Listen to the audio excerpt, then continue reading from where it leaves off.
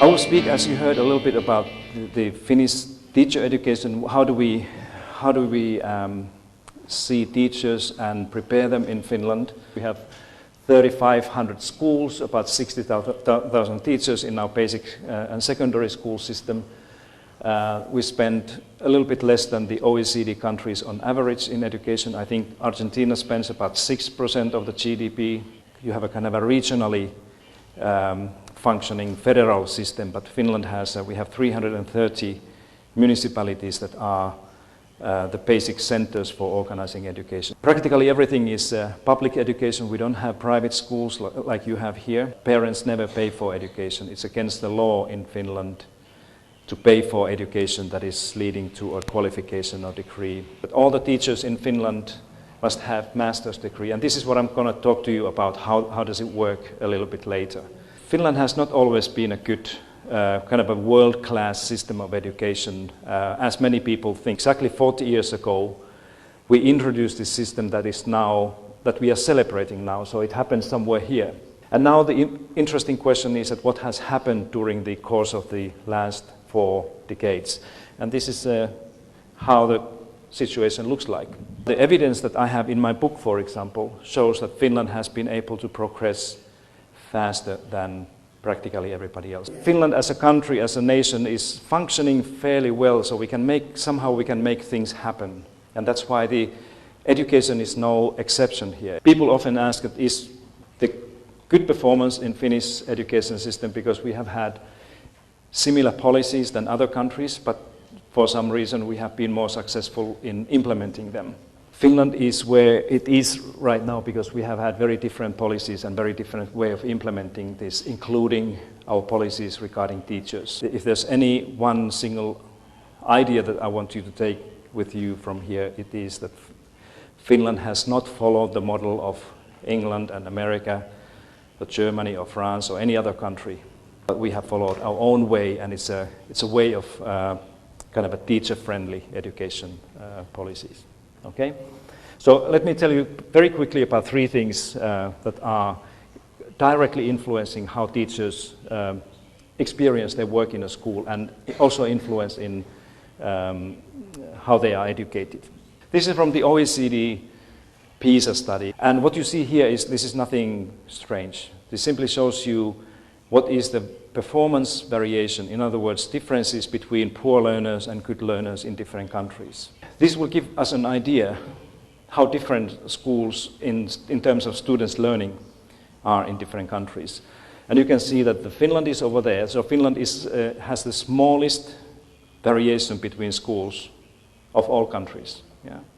I don't need to go shopping for a good education because I know that the community school is a good school. But if you look at Argentina here, you are leading of all these 65 countries in the kind of a variation between schools, which indicates that there are some things that your country is not doing that Finland is doing. All the educators know that those children who come from families where parents have less wealth or lower education or lower socioeconomic situation, they are not likely to learn as well as the rest of the people in the class. Okay? So the school has to do something to compensate this one. Okay?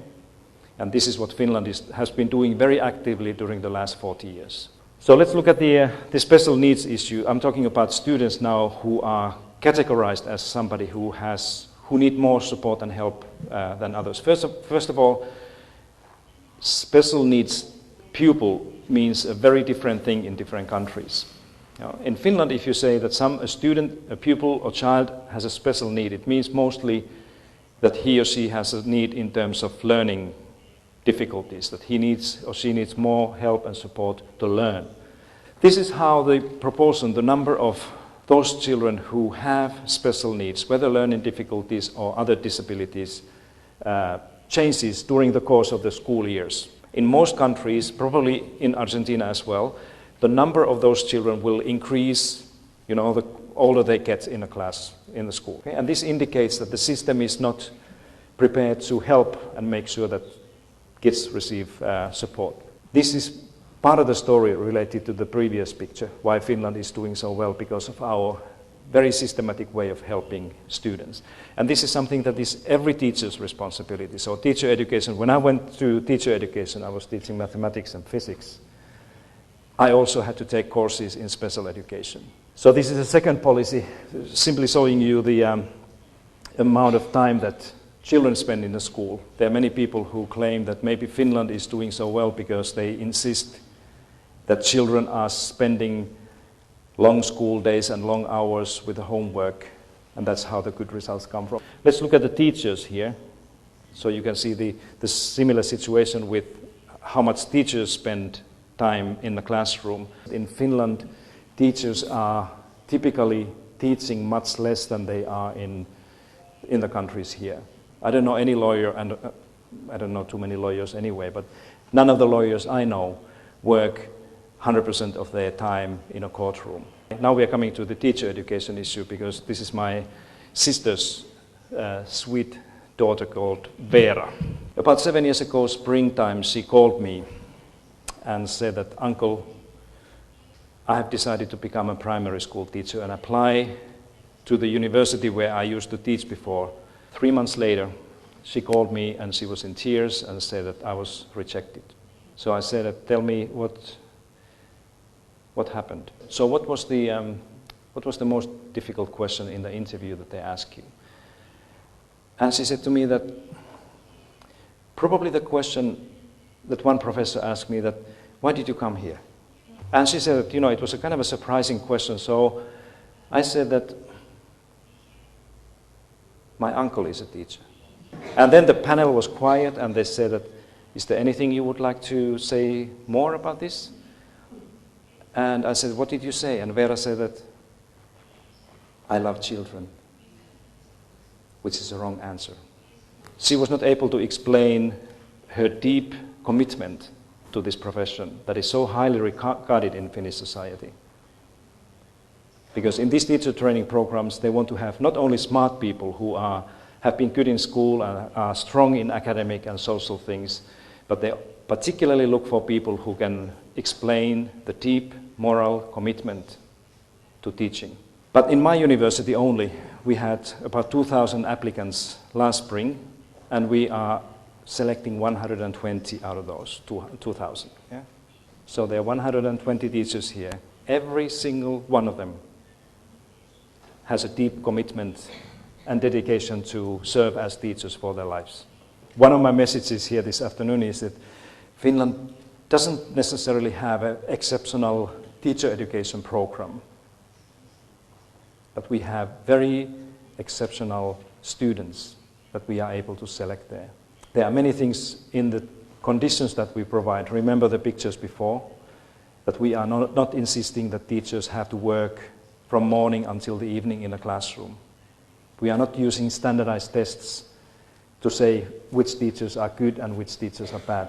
We don't have an inspection of schools where the inspector will go to school and say that you're a bad teacher and you're a good teacher. We are asking teachers to do most of these things themselves. And that's why Vera and many others think that this is what I want to do. I want to be independent, autonomous professional in a school. So this is how the system looks like. I'm not going to go in all of these details, but what is important here is that we have 8 universities in Finland that are all providing a similar program. So we don't have training providers like you have here, 1,300 different institutions providing teacher education, all right? We have 8. And you have probably 1,300 different programs, we have 1. That we have about 10% of the entire master's degree time is a practical training. So that's what the students will do in a teacher training or field school. This is how teachers are paid in different countries. But if you look at Finland, and you have to remember that in Finland we are comparing master's degree holders who are teachers to master's degree holders who may be something else. And teachers are paid very close to what you would earn if you had a master's degree in some other field. And this is how the teacher's salary changes during the course of their career. This is the start salary, this green one, on average.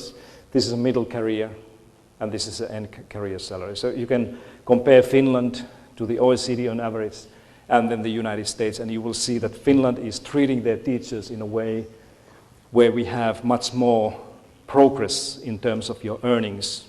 Professional development is very important. Often people ask that how are teachers taken care of after they have graduated and they go and work in a school. And if you look at the professional development systems around the world, they are very different. In Finland, the situation is that we have 3 very important functions in a school that are directly linked to the further training that they get. One is that all the schools in Finland have their own curriculum in the school. And this is a very important area of professional development as well, that teachers are helped and guided to continuously improve and update their school curriculum. Then we have the assessment system.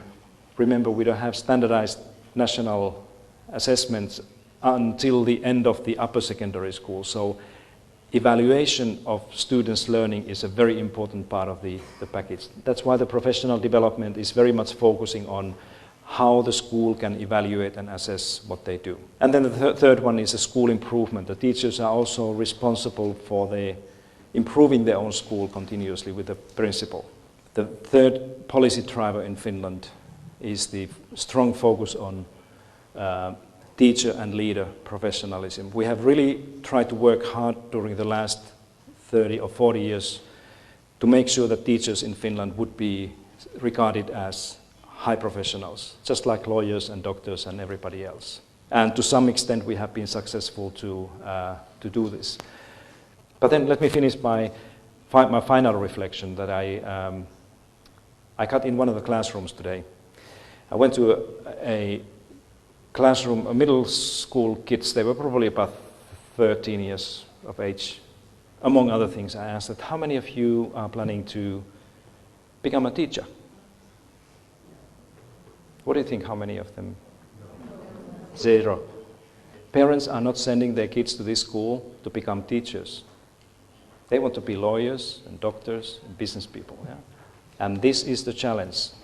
How can we create schools where the situation would not be this? And what should we do with the parents in this country and many others to make sure that teaching would also be seen as something worth considering?